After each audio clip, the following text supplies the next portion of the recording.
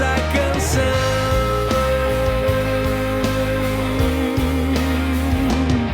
O amor que nos faz o amor é o que nos faz o amor se revela a mim como uma bandeira, verdade e graça, um mandamento, e a nossa ação.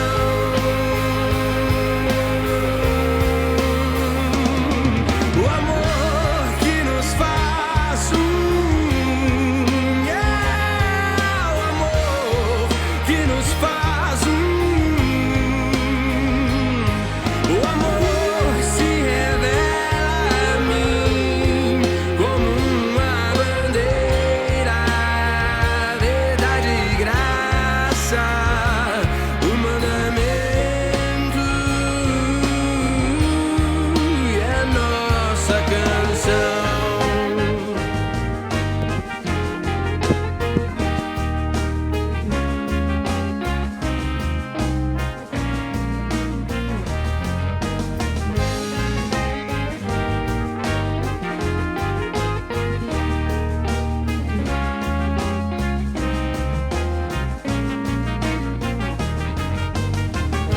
O amor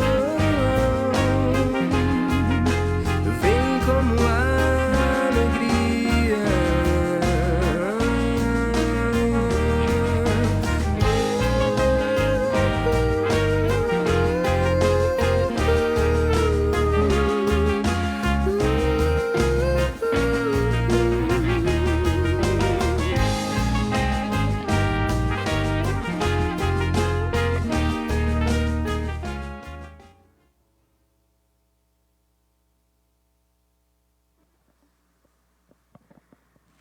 Pessoal, uma boa noite a todos. É muito, muito, muito bom ter a cada um de vocês, não aqui junto com a gente, mas aí na sua casa, acompanhando. Chama todo mundo que está em casa, chama todo mundo para participar junto com a gente desse momento tão especial que é o nosso momento de culto a Deus. Sejam todos muito bem-vindos, vocês que estão em casa.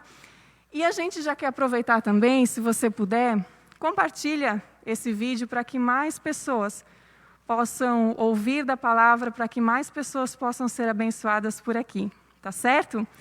A gente quer também justificar, hoje o missionário Jorge não vai participar da nossa live aqui, do nosso momento de culto, porque essa semana ele esteve um pouco gripado, não se sentiu muito bem, então achamos melhor para a segurança, né, de todos aqui, para que ele também hoje então ficasse em casa, ok?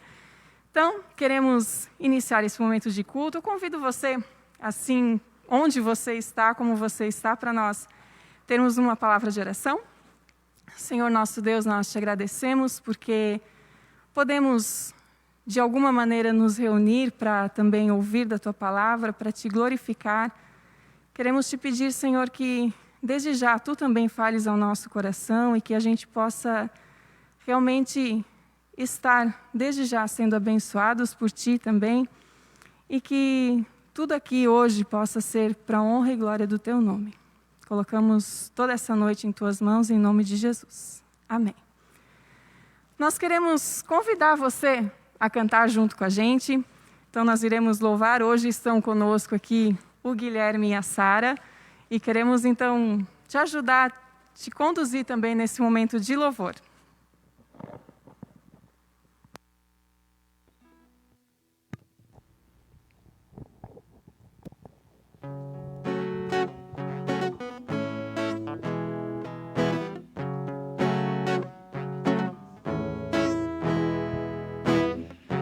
Tu és minha porção, Tu és a minha herança, Tu és o meu socorro nos dias de tribulação. Mesmo que meus pais me deixem, mesmo que amigos me traiam. Eu sei que em seus braços eu encontro salvação.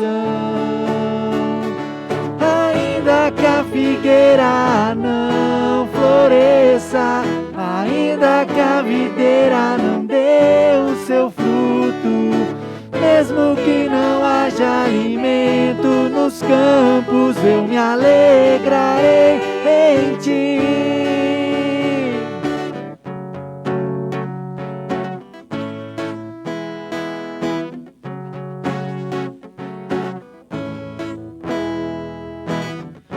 Tu és minha porção, tu és a minha herança, tu és o meu socorro nos dias de tribulação. Mesmo que meus pais me deixem, mesmo que amigos me traiam, eu sei que em seus braços eu encontro salvação. Ainda que a figueira não floresça, ainda que a videira não dê o seu fruto, mesmo que não haja alimento nos campos, eu me alegrarei em ti. Ainda que a figueira não floresça, ainda que a videira não dê o seu fruto, mesmo que não haja alimento nos campos, eu me alegrarei em ti.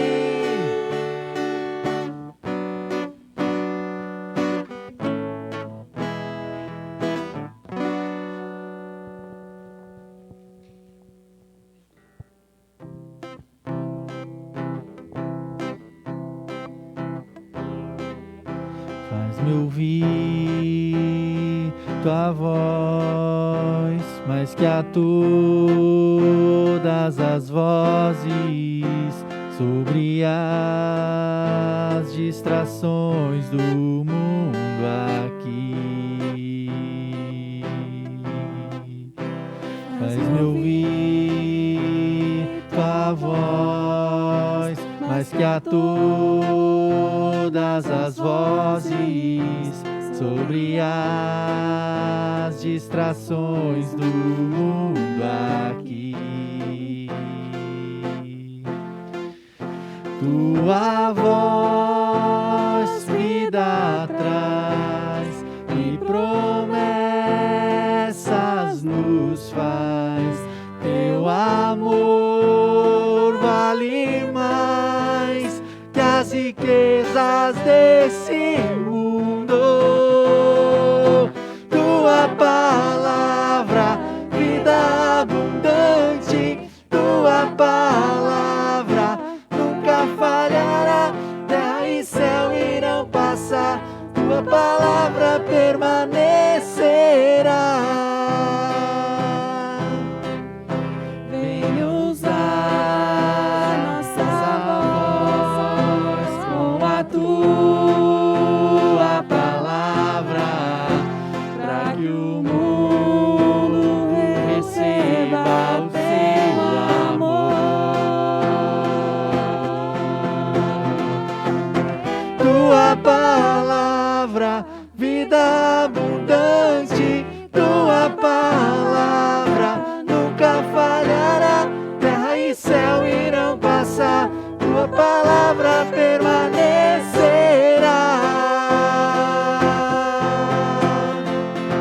A relva seca e as flores cairão, mas a palavra do Senhor vai durar pra sempre. A relva seca e as flores cairão, mas a palavra do Senhor vai durar pra sempre.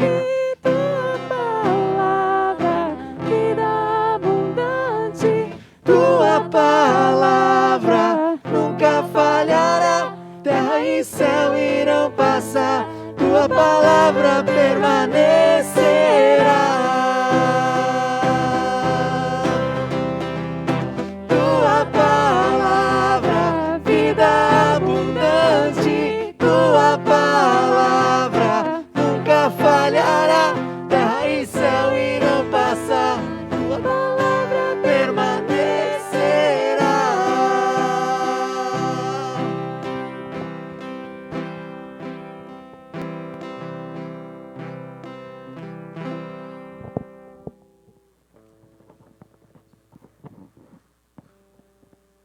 quero te convidar mais uma vez a fechar os teus olhos para falarmos com o nosso Deus. Senhor nosso Deus, como é bom a gente poder te louvar independente das circunstâncias, independente de onde nós estamos, se estamos em casa, se estamos aqui. Te agradecemos, Senhor, porque a Tua palavra ela não muda, apesar das circunstâncias. Te agradecemos porque a Tua palavra é aquela que nos alimenta, é aquela que nos fortalece, que nos orienta. Queremos te agradecer porque vamos ouvir dessa Tua palavra e que nós possamos sair daqui fortalecidos, animados, Senhor, a continuar vivendo esse tempo tão difícil que temos vivido, Senhor. Te agradecemos por isso, abençoa a vida também do Tiago, que vai nos conduzir também nesse momento, Senhor, que ele possa ser usado por Ti como instrumento para abençoar as nossas vidas. Entregamos tudo em Tuas mãos, em nome de Jesus. Amém.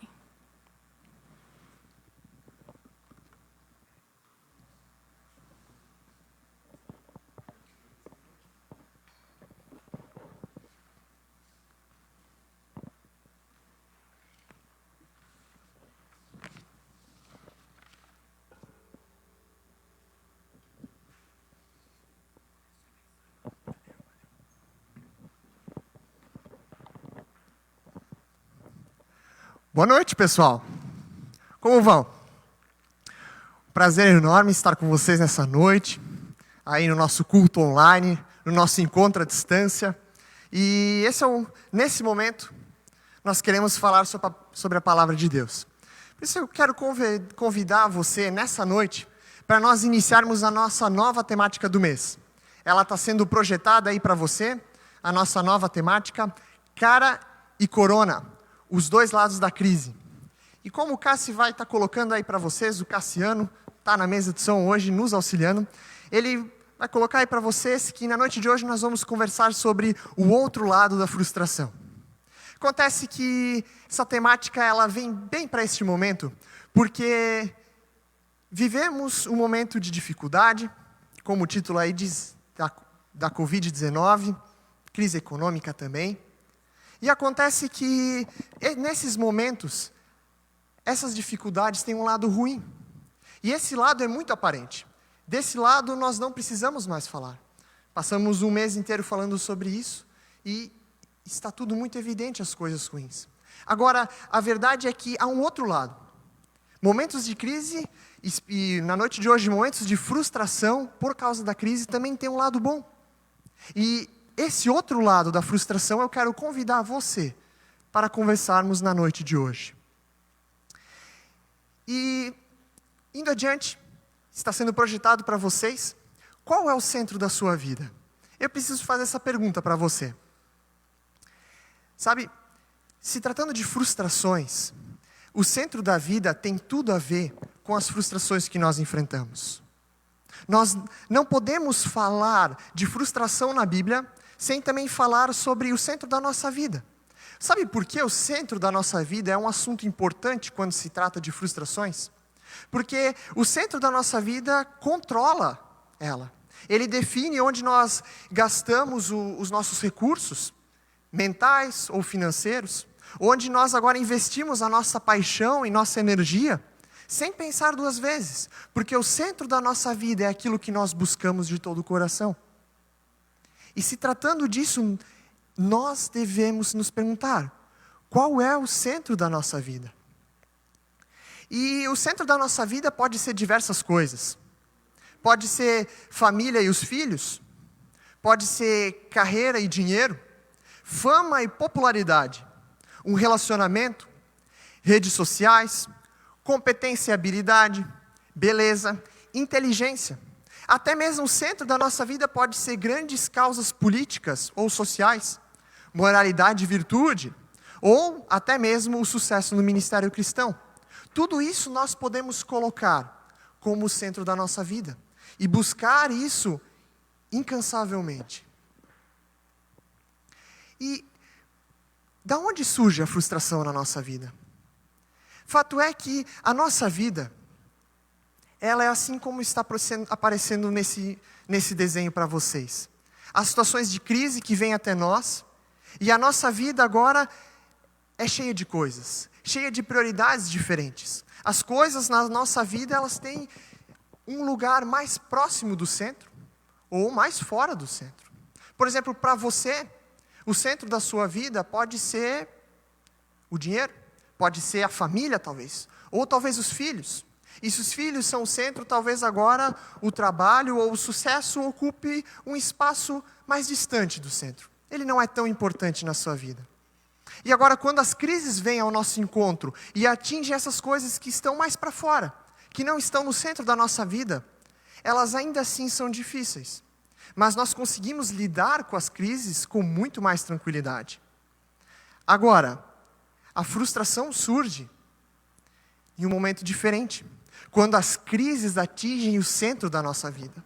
A frustração aparece quando o centro da nossa vida, aquilo que nós buscamos, o que nós desejamos de todo o nosso coração, está ruindo.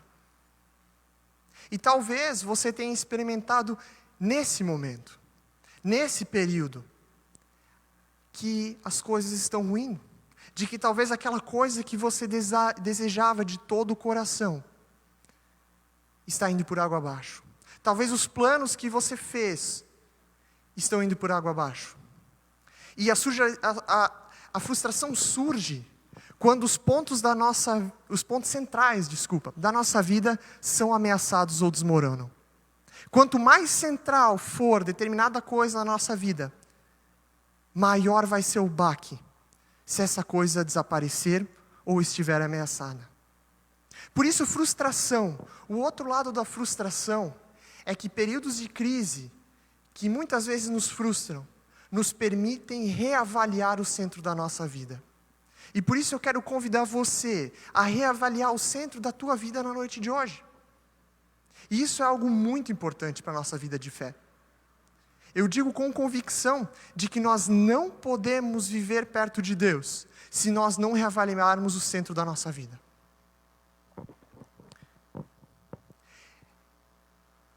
É isso que a Bíblia entende como idolatria. Está sendo projetado aí para vocês, idolatria é quando Deus não está no centro da nossa vida.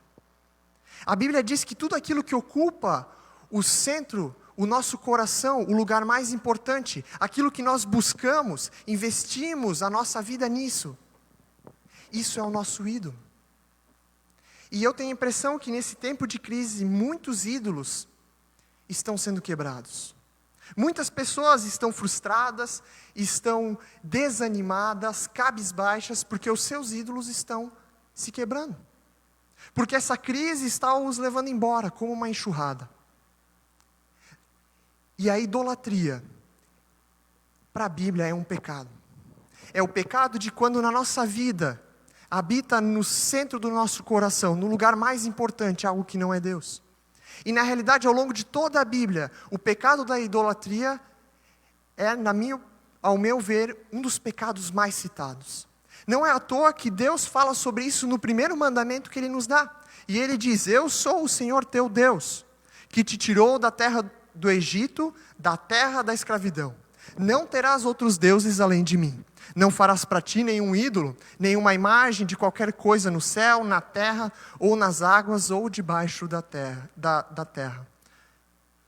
Deus diz que idolatria é errado, de que aos olhos dele, idolatria não é bem vista, quando qualquer outra coisa que não é ele ocupa o centro. E não é à toa que esse é o primeiro mandamento, porque nós rapidamente formamos ídolos para nós. É muito fácil para nós colocarmos coisas no centro do nosso coração e buscar isso de todo o nosso coração. É muito fácil colocar qualquer coisa que não seja Deus ali. E por isso, na noite de hoje nós não vamos aprofundar tanto este ponto. Mas para conversar sobre isso mais a fundo, eu quero convidar você na quarta noite para falarmos um pouco mais sobre idolatria e a fábrica de ídolos que é o nosso coração. Ídolo, muitas vezes a gente pensa uma estátua. E antigamente, na época da Bíblia, as pessoas realmente adoravam estátuas. Hoje em dia, nós adoramos coisas. Colocamos outras coisas no centro da nossa vida. Que eu citei antes: família, filhos, carreira, dinheiro, fama, popularidade, relacionamentos e tantas outras coisas. E para a gente entender um pouco melhor sobre isso, sobre frustração e o centro da vida, eu quero convidar você para a gente conversar sobre a história de Abraão. O Abraão viveu um relacionamento intenso com Deus. E viveu frustração, crise, e também teve que refletir sobre o centro da sua vida. Por isso, na noite de hoje, eu quero convidar você para olharmos com atenção essa história. Nós vamos passar ela, quase toda a história de Abraão na noite de hoje, e vamos passar por cima dela. E não vamos nos ater a todos os detalhes. Por isso é essencial que você, em algum momento, leia Gênesis do capítulo 12 até o 25, para conhecer essa história que é tão importante. Abraão é um exemplo. A vida dele e como ele lidou com as coisas da vida dele são um exemplo para nós. Inclusive para nós refletirmos como nós lidamos com a nossa vida. Vamos ler lá, Gênesis 12, versículos 1 a 2. É o início da história de Deus com Abraão. Deus chega para Abraão e diz o seguinte: Então o Senhor disse a Abraão: Saia da tua terra, do meio dos teus parentes, da casa do teu pai, e vá para a terra que eu lhe mostrarei. Farei de você um grande povo, e o abençoarei. Tornarei o seu nome famoso, e você será uma bênção. No versículo 4, logo em seguinte, partiu Abraão, como lhe ordenara o Senhor, e Ló foi com ele. Abraão tinha 75 anos quando saiu de Harã. Se vocês verem ali no texto bíblico que foi projetado para vocês, está escrito Abrão e não Abraão, como eu li. Deus muda o nome de Abrão para Abraão depois. Por isso que eu li Abraão no automático em vez de Abrão. Mas é o mesmo homem. Acontece que agora Deus chega para esse homem e diz: Eu vou fazer de ti uma grande nação. Tu vai ter um filho e a tua descendência vai ser enorme. Vai formar um povo e esse vai ser o meu povo, que vai se relacionar comigo. E poucos versículos antes, a Bíblia nos conta que a esposa de Abraão, Sara, ela é infértil, ela não pode ter filhos. E agora, Deus vem até Abraão e diz: Você vai sim ter o filho. E desse filho eu vou fazer uma grande nação. E agora os olhos de Abraão brilham. E Abraão não pensa duas vezes. Ele junta as coisas, pega a sua família, a sua esposa no caso, e vai para uma terra distante. Ele sai do meio dos parentes dele e corajosamente vai morar num lugar que ele não sabe aonde, que Deus prometeu que vai mostrar para ele. Abraão corajosamente obedeceu a Deus. Mas por quê? Ele está buscando a Deus? Ou ele busca alguma outra coisa? E no centro do seu coração está alguma outra coisa? Será que ele é idólatra ou ele realmente obedece a Deus porque Deus está no centro da vida dele? Onde está o centro da tua vida? Essa pergunta também é importante. Mas vamos nos ater à história do Abraão. Acontece que Abraão e Sara experimentam frustração. Se nós lermos um pouco mais adiante, nos capítulos seguintes, a promessa de Deus demora a cumprir. E Abraão e Sara começam a ficar impacientes. Passam-se anos e eles começam a desmoronar. Eles começam a perder o ânimo, porque agora o tão desejado filho não veio. Acontece que naquela época, ter um filho era algo muito importante. Diferente dos dias de hoje, onde nós podemos nos ocupar com carreira, visibilidade, proeminência social, sucesso, habilidades, dinheiro e tantas outras coisas, naquela época, muitas dessas coisas não existiam.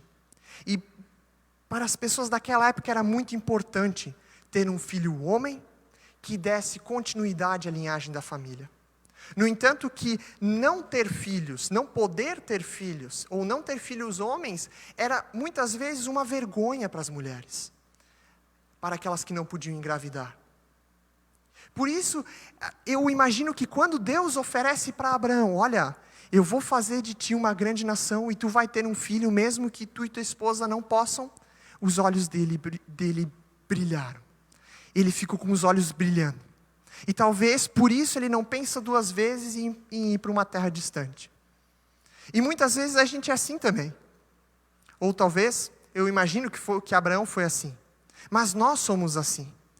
De repente nós nos deparamos com coisas na nossa vida que os nossos olhos brilham. E a gente pensa: quando eu tiver isso. Eu vou buscar isso de todo o coração. E quando a gente vê, a gente investe nossa energia, nosso emocional, nossos recursos para alcançar algo que a gente não sabe se vai nos fazer tão feliz assim ou não. A gente acaba colocando coisas no lugar de Deus, no centro da nossa vida. E Abraão e Sara experimentam então frustração, porque passa-se os anos e o filho não veio. E chega um ponto lá em Gênesis 15 que Deus aparece a Abraão e Abraão pergunta: ó soberano Senhor, que me darás se continuo sem filho? E o herdeiro do que possuo é Eliezer de Damasco, ou seja, um homem que não é meu filho vai herdar tudo que eu tenho. Deus, tu não me prometeu um filho? Abraão está contestando Deus. Abraão começa a duvidar de Deus. Só que diferente de Sara, e a gente já vai chegar lá, Abraão volta a confiar em Deus, porque logo depois dessa conversa, Deus diz: calma, Abraão, tu vai sim ter um filho,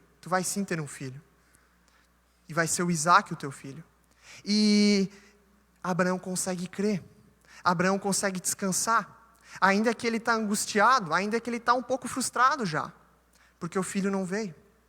Em Gênesis 18, Deus vai aparecer para Abraão e Sara novamente, dizendo que em 1 ano eles teriam um filho. E agora Abraão e Sara já são idosos. E quando esses 3 anjos que vêm em nome de Deus dizem isso, o texto diz lá em Gênesis 18, 11 e 12, Abraão e Sara já eram velhos, de idade bem avançada. E Sara já tinha passado da idade de ter filhos. Por isso riu consigo mesma, quando pensou: depois de já estar velha, meu senhor já idoso, ainda teria esse prazer? A Sara desdenha da promessa de Deus. Ela não consegue mais acreditar. Ela está totalmente frustrada já, porque o seu filho, que foi prometido, não veio. E agora a razão da sua vida torna-se meio vazia. Afinal de contas, sua vida está incompleta. E do seu marido também, porque eles não têm um filho próprio. Só que Deus permanece fiel à promessa que Ele fez. E capítulos adiante, o livro de Gênesis nos conta que Isaque nasce. E o texto diz lá em Gênesis 21, 1 a 2, o Senhor foi bondoso com Sara, como lhe dissera, e fez por ela o que prometera. Sara engravidou e deu um filho a Abraão, em sua velhice, na época fixada por Deus, em sua promessa. Interessante que mesmo Abraão e Sara duvidando, especialmente a Sara duvidando, Deus permanece fiel. Deus permanece fiel à promessa que Ele fez, ainda que Abraão e Sara não confiavam mais. Especialmente a Sara. E por isso o texto que está ali projetado, ele faz questão de dizer que Deus foi bondoso com Sara. E deu esse filho para ela. E eu fico me perguntando será que, de fato, o desejo de ter um filho estava no centro da vida de Abraão e Sara? Do Abraão eu não sei. Mas a Sara disse que quando o filho nasce, ela coloca o nome dele de Isaque. E Isaque, esse nome quer dizer que quando Isaque nasceu, ele fez sua mãe rir de novo. Sara já não conseguia mais sorrir. Ela não conseguia mais se alegrar sem um filho.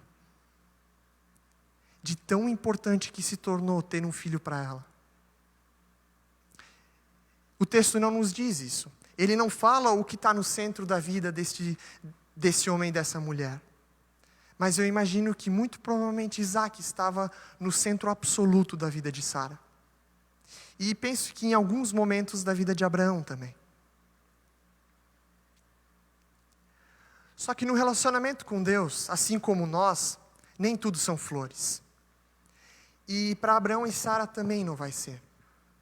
E talvez você percebeu no seu relacionamento com Deus atualmente que nem todas as coisas são flores também. Recentemente eu vivi a frustração de um jeito muito forte. Já contei para vocês aqui em live que por causa da Covid-19, eu e a Emily, minha noiva, não pudemos casar, tivemos que adiar a cerimônia do casamento. E depois de vários anos de namoro, de levar as coisas conforme a vontade de Deus, guardando as coisas do casamento para o casamento, fazendo tudo conforme a vontade de Deus, procurando ao máximo acertar, tendo Deus no centro das nossas vidas, eu me vi extremamente frustrado, porque nós tivemos que adiar o casamento. E eu me senti como uma criança que chora quando alguém vem e tira o pirulito da mão. Como uma criança que esperneia porque perdeu o seu pirulito. Eu parei de enxergar tudo aquilo que Deus já tinha feito e estava fazendo por mim.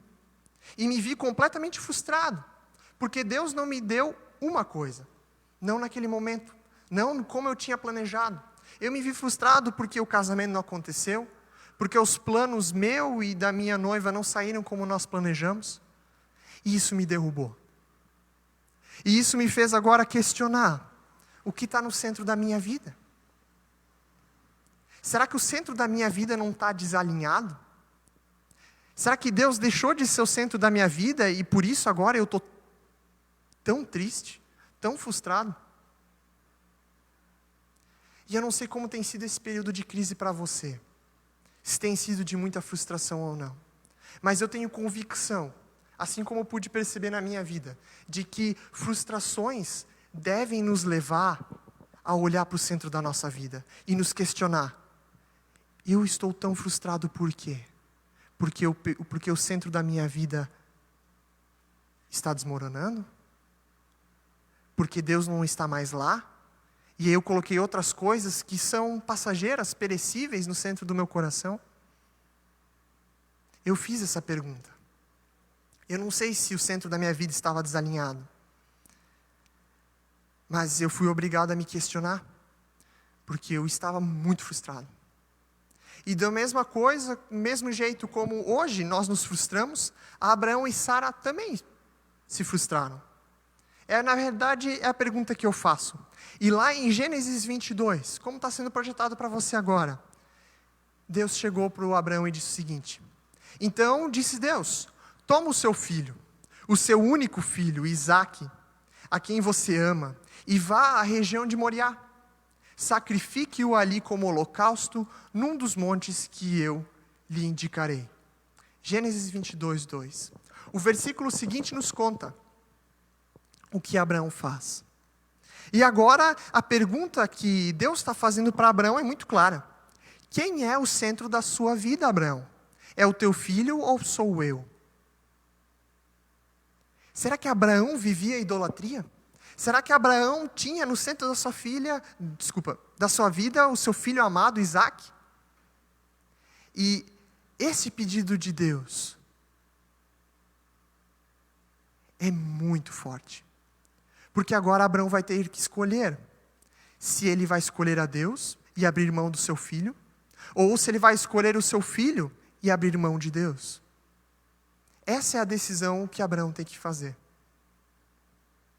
Está certo que nós nos encontramos numa situação não tão delicada. E numa situação um pouco diferente, porque aqui Deus chega para o Abraão e diz isso. E nós estamos numa situação talvez que não foi Deus que colocou ali. Eu creio que essa pandemia não foi Deus que colocou no mundo. Eu creio que Ele permitiu que ela acontecesse. E agora Abraão vai ter que escolher. E o mais surpreendente, talvez para você, é que já no versículo 23 diz que Abraão acordou de manhã cedo, tomou consigo 2 servos, ele pegou lenha, ele pegou brasas, pegou o Isaque e se colocou para viajar em direção à região de Moriá. E como está sendo projetado para você, eles têm um diálogo no meio do caminho. Chegando perto do monte, Abraão diz para os servos, olha, agora vocês fiquem aqui, eu vou com as brasas, com a lenha e com o meu filho adorar a Deus. E prestar holocausto ao Senhor. O que é holocausto, primeiro? Como a Bíblia nos diz, e nós conversamos com vocês nos estudos bíblicos no ano passado, o pecado faz com que na nossa vida gere morte. O pecado nos afasta de Deus.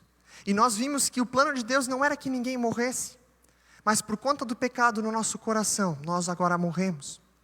E no Antigo Testamento, para que as pessoas pudessem ter perdão dos pecados, Alguém tinha que pagar a conta mortal do pecado das suas vidas.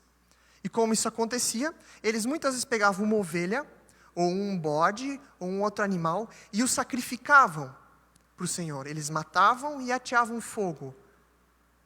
Para quê? Para que aquele animal pagasse a conta do pecado deles diante de Deus. Só que dessa vez, Deus não pediu um animal. Deus pediu o filho de Abraão, o Isaque, a quem ele tanto ama, assim como o próprio Deus disse. E Abraão agora, eu fico imaginando o Abraão viajando para o morro. Tudo está ruindo, mas Deus está no centro. Sabe, eu não sei, nas outras passagens que relatam a história de Gênesis, onde estava o coração de Abraão. Eu nem sei se Abraão tinha convicção de que o coração dele estava no Senhor. Mas nesse momento, o coração de Abraão está sim no Senhor. Inclusive, eles têm um diálogo lá em Gênesis 22, que eu vou ler para vocês. Isaque perguntou: as brasas e a lenha estão aqui, mas onde está o cordeiro para o holocausto? E Abraão responde: Deus mesmo há de prover o cordeiro para o holocausto, meu filho. Isaque já era grande. Esse texto diz que já se passaram alguns anos, e então Deus veio falar com Abraão e lhe pedir isso. Isso quer dizer que o Isaque já era maior. E o texto também diz que Abraão já era muito idoso. E isso muito provavelmente nos diz que Isaque podia muito bem sair correndo. Ele podia muito bem fugir, se livrar dos braços do pai e sair correndo. E isso, na verdade, nos mostra que, na realidade, não só Abraão tem o coração em Deus. Não só Abraão tem Deus como centro da sua vida, mas o Isaque também. Porque ele percebe que as coisas não estão certas. Ele percebe que não tem cordeiro, e que o cordeiro vai ser ele ou o seu pai.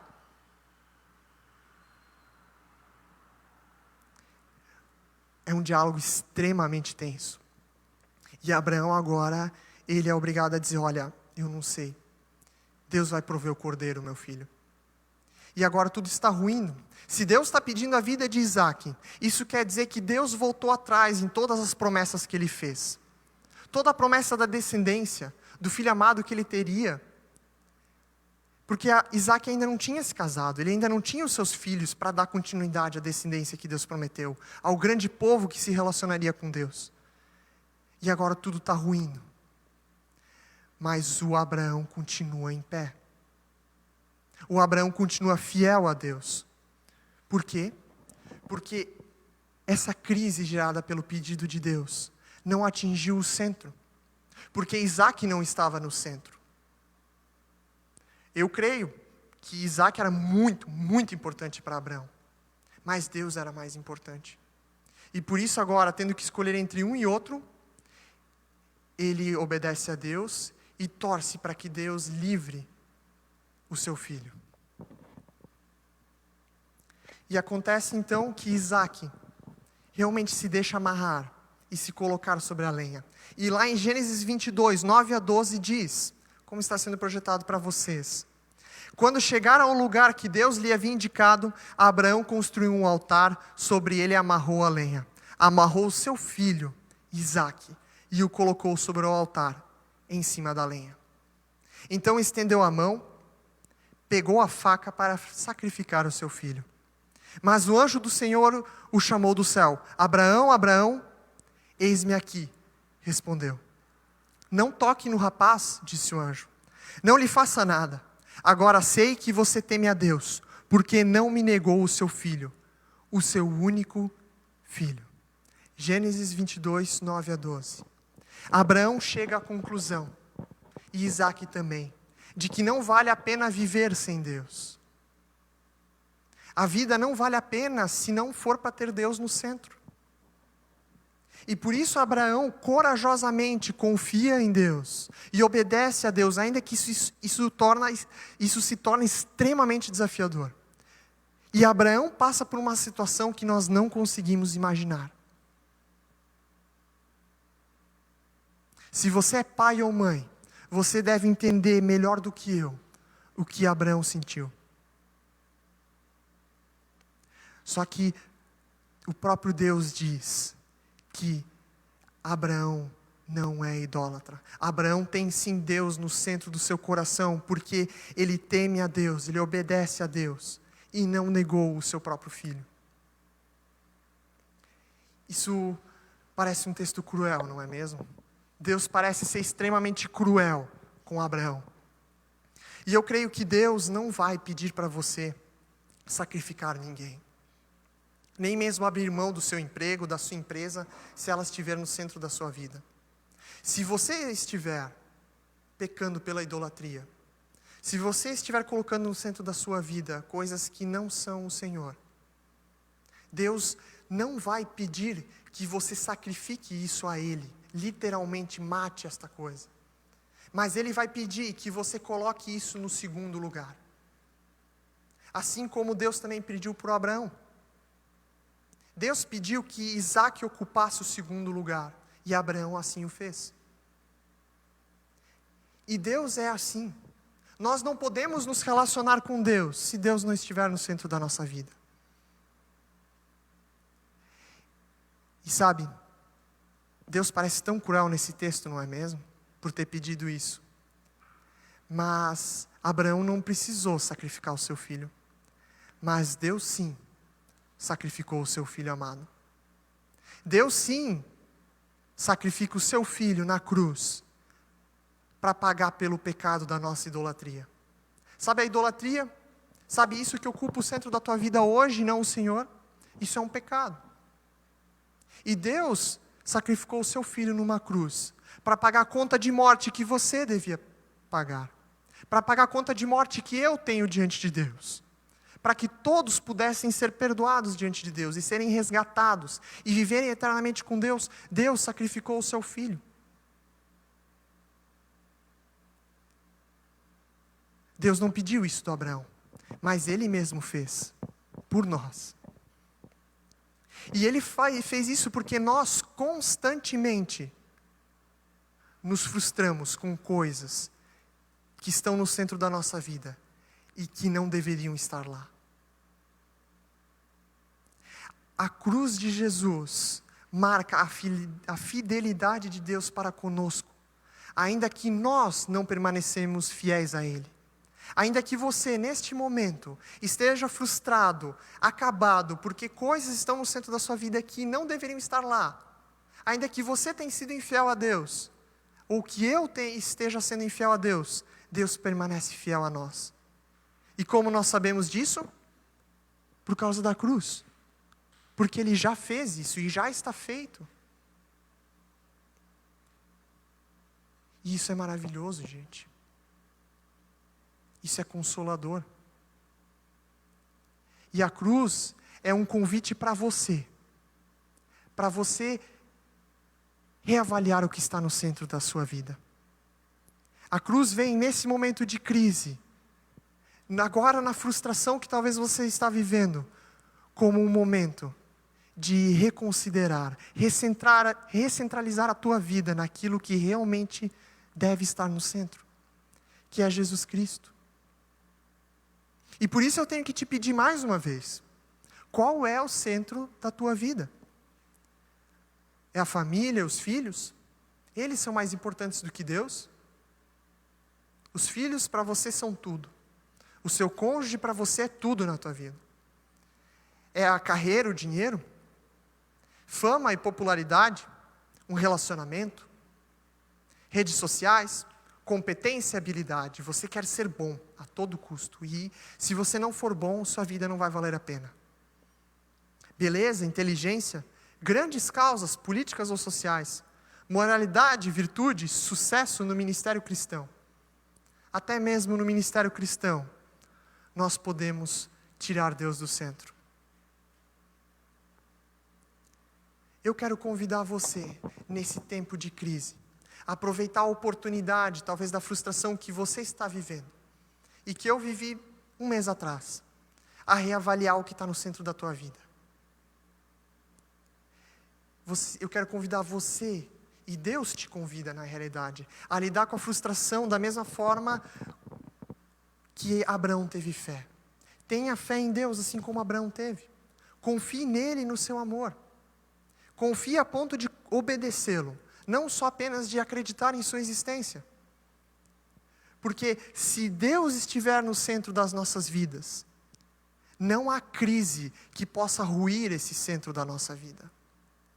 Não há nada que possa ruir Deus. Não há nada que possa destruir Deus no centro da nossa vida. No entanto, que em Romanos 8, ele diz, o apóstolo Paulo diz que nada pode nos separar do amor de Deus, absolutamente nada.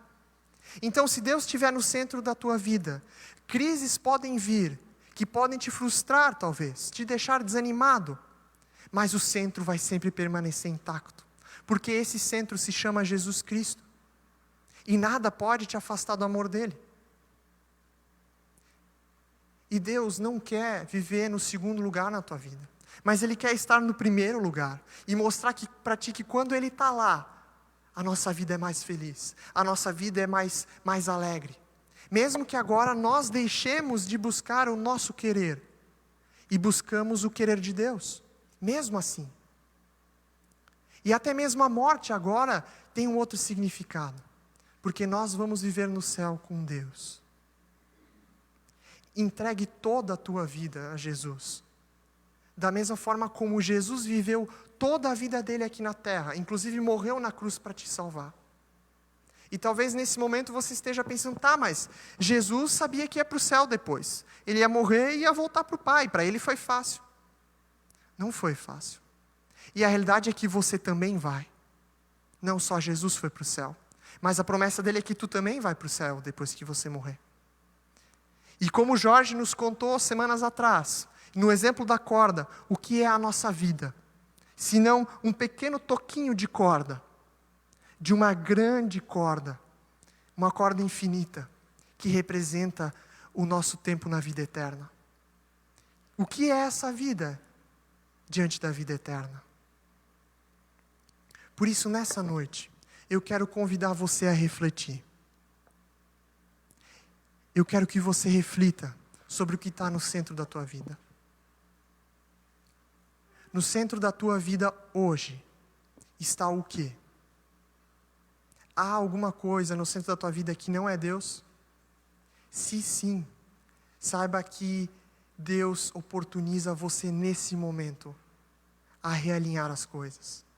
Aproveite agora essa frustração para perceber e realinhar o centro da tua vida.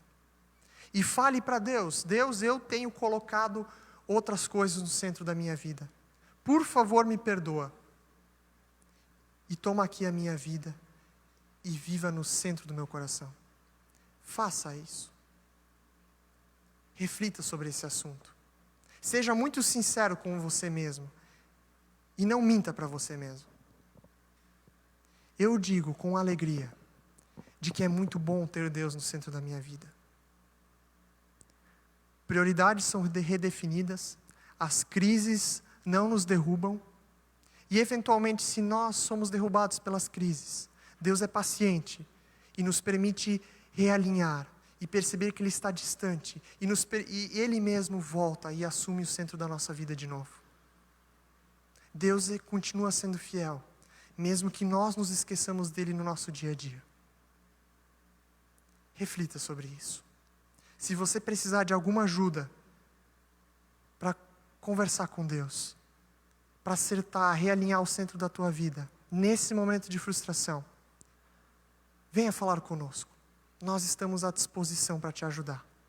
Eu quero convidar você para orar nesse momento.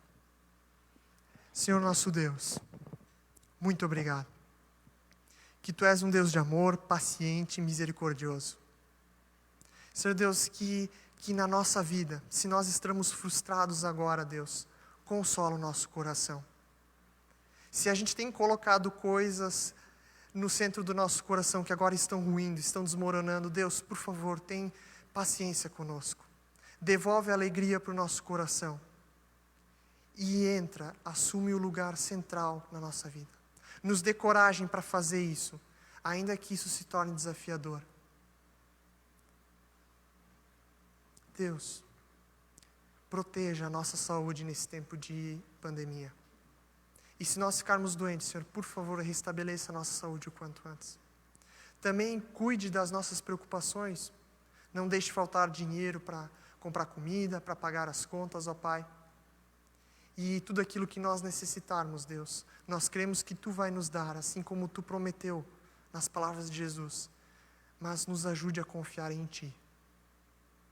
Em Teu nome que nós oramos. Amém. Quero convidar você para nós louvarmos a Deus uma última vez, antes de encerrarmos o nosso encontro.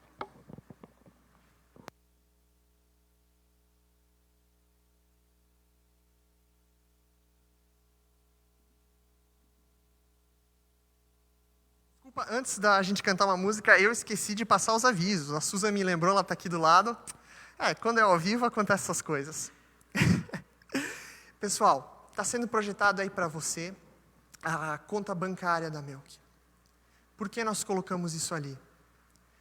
Porque Deus nos convida a nós contribuirmos para o seu reino e para que pessoas venham a conhecer Jesus também com o nosso dinheiro. Não só com aquilo que nós fazemos, mas também com os nossos recursos.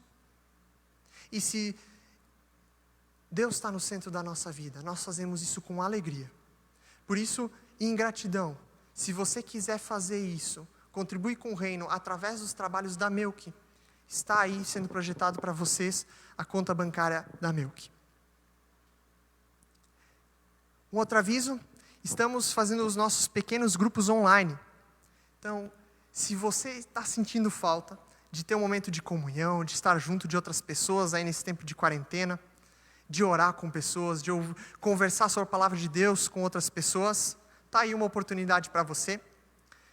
Momento de convívio, de oração, de estudo da Bíblia. E lá embaixo, se você ainda não é inscrito e quer participar de um grupo, está o contato do Jorge, também o meu. Você pode vir falar conosco para se inscrever e participar de um grupo. Não deixe de fazer isso. É bem especial, tem sido bem bacana e eu tenho certeza que vocês vão gostar. Próximo aviso, o nosso próximo encontro de domingo vai ser também o mesmo tema, só que o subtema é o outro lado de desacelerar. O Jorge vai conversar na semana que vem conosco sobre desacelerar. E ele vai falar 3 pontos muito preciosos sobre esse assunto. 3 coisas extremamente valiosas para a nossa vida. E eu incentivo você a estar aqui, para ver como esse momento de crise tem um outro lado. E como desacelerar é importante. E como isso é fundamental para o nosso relacionamento com Deus. E lembrando, um aviso importante, encontros presenciais continuam suspensos. Nessa última semana, o conselho aqui do distrito se reuniu, dentro das diretrizes do governo, com espaçamento, máscaras, tudo certinho, para deliberar se nós vamos ou não voltar com os encontros presenciais, porque foi permitido às igrejas retornarem para os encontros presenciais, seguindo uma série de regras. E nós chegamos à conclusão, na reunião, de que o ideal é permanecermos nos encontrando aqui no Facebook ou no YouTube, se você está assistindo esse vídeo depois. Tá certo? O conselho entende que ainda não estamos seguros e ele zela pelo nosso cuidado. Também na quarta-feira agora, indo para os últimos avisos, Coração, uma fábrica de ídolos, dando a Deus o lugar devido. Quero conversar com você na quarta-feira à noite, às 20 horas, para um momento de bate-papo, para lá no chat do Face vocês interagirem também, conversarmos um pouquinho mais sobre como o nosso coração fabrica ídolos muito rápido, e como isso é tão sutil e tão rápido na nossa vida, e isso atrapalha o nosso relacionamento com Deus. Conversa importante, acredito que vai ser edificante para todos nós. Lembrando que os nossos encontros presenciais estão adiados, inclusive os encontros de Chapecó estão pausados, mas quando os encontros presenciais retornarem, até mesmo os de Chapecó, nós avisaremos aqui. Então, se você está nos assistindo aí de Chapecó, saiba que temos encontros presenciais da Melk aí, que vão retornar em breve. E o último slide de avisos, está sendo projetado aí os nossos contatos, sintam-se à vontade para vir conversar conosco, tirar dúvidas, orar. Nós estamos à disposição de vocês para falarmos do nosso Deus e aprendermos juntos. Tá certo, pessoal? Vou passar agora a palavra para o pessoal do louvor.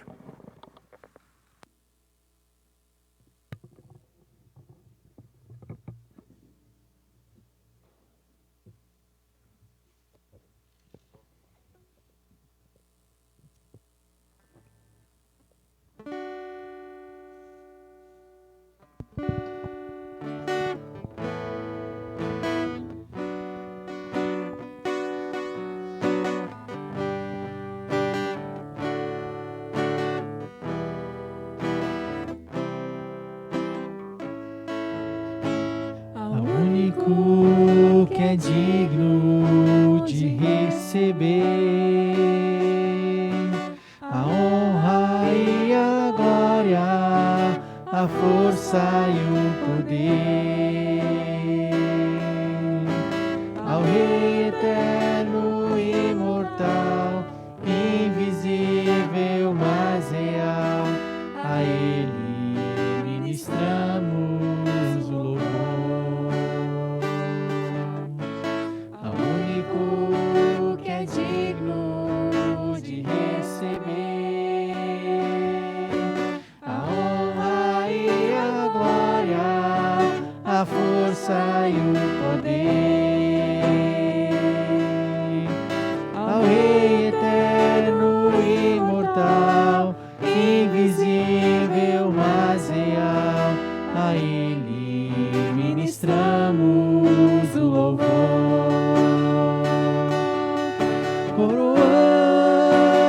Coroamos a Ti, ó Rei Jesus, coroamos a Ti, ó Rei Jesus. Adoramos o Teu nome, nos rendemos aos Teus pés, consagramos todo o nosso ser a Ti. Coroamos a Ti, ó Rei Jesus, coroamos a Ti, ó Rei Jesus.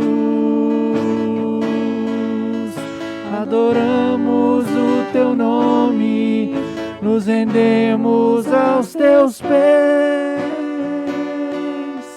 consagramos todo o nosso ser a Ti.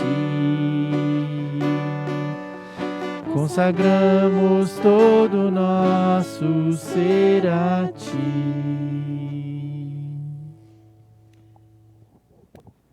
Legal, gente. Sejam, então, todos abraçados por nós. Tenham uma abençoada noite. Que Deus abençoe vocês ricamente nessa nova semana. E o nosso desejo é que, de fato, Deus possa ser o centro da tua vida. Amém? Então, uma boa noite a todos e até os nossos próximos encontros por aqui. Boa noite.